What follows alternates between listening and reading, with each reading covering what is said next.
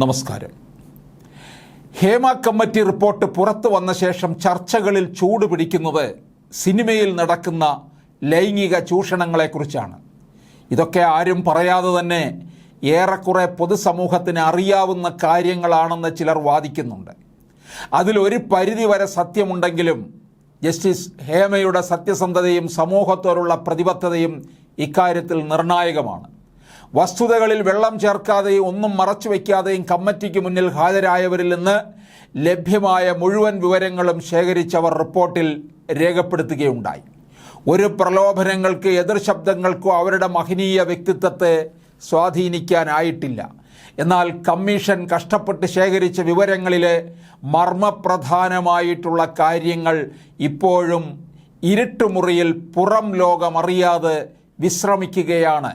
അതിലെന്തൊക്കെയാണുള്ളതെന്നത് സംബന്ധിച്ച് ഇനിയും വ്യക്തത കൈവന്നിട്ടില്ല.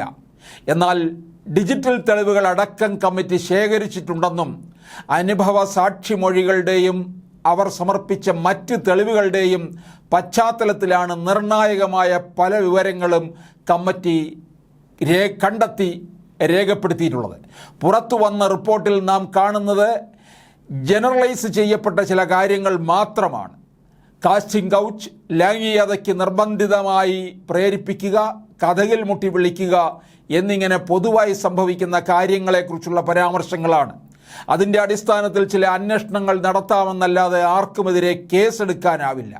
അതേസമയം വളരെ കൃത്യമായിട്ട് ആരോടെപ്പോൾ എങ്ങനെ എന്തൊക്കെ ചെയ്തു എന്നത് കാര്യകാരണ സഹിതം വർഷം, സ്ഥലം, സമയം, മാസം, തീയതി എന്നിങ്ങനെ വിശദാംശങ്ങൾ സഹിതം റിപ്പോർട്ടിൽ രേഖപ്പെടുത്തിയിട്ടുണ്ടെന്നും അത്തരം കാര്യങ്ങൾ പുറത്തു വന്നാൽ പൊതുതാൽപര്യ ഹർജികളുമായി പലരും മുന്നോട്ട് വരുമെന്നും ചിലപ്പോൾ നേരിട്ട് FIR രജിസ്റ്റർ ചെയ്യേണ്ട സാഹചര്യമുണ്ടാകുമെന്നും വിദഗ്ധർ പറയുന്നുണ്ട്.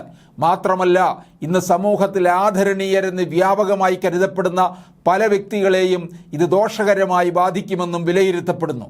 കുറ്റവാളി ഉന്നതനാണെന്ന് കരുതി കുറ്റമല്ലാതായി മാറുമോ എന്നതാണ് പൊതുസമൂഹത്തിൻ്റെ ചോദ്യം.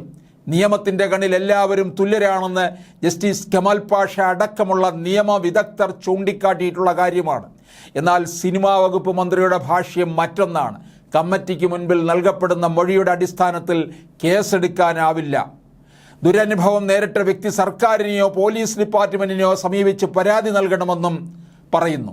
എന്നാൽ പരാതി നൽകാൻ പീഡനം നേരിട്ട സ്ത്രീകളിലെ വളരെ സീനിയറായ ആളുകൾ പോലും ഭയപ്പെടുന്നു. കാരണം പരാതികൾ പുറത്തു വന്നാൽ സംഭവങ്ങളിൽ പ്രതിസ്ഥാനത്തുള്ളവരുടെ പേര്, വിവരങ്ങളടക്കം പുറത്തു വരും. മാധ്യമങ്ങൾ അത് ആഘോഷിക്കും.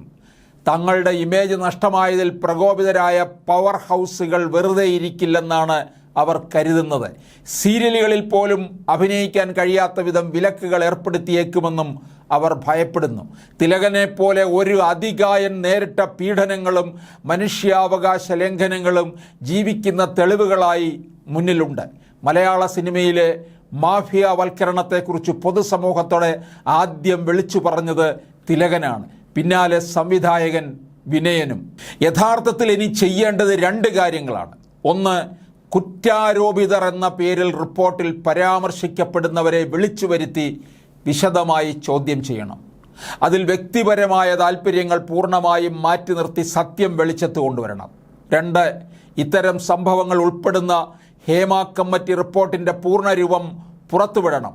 ഏറ്റവും മർമ്മപ്രധാനമായ സംഗതി ഇതൊന്നുമല്ല, ഇത്തരം കുറ്റകൃത്യങ്ങൾ മേലിൽ ആവർത്തിക്കാത്ത വിധത്തിൽ ശക്തമായ നിയമനിർമ്മാണം കൊണ്ടുവരണം.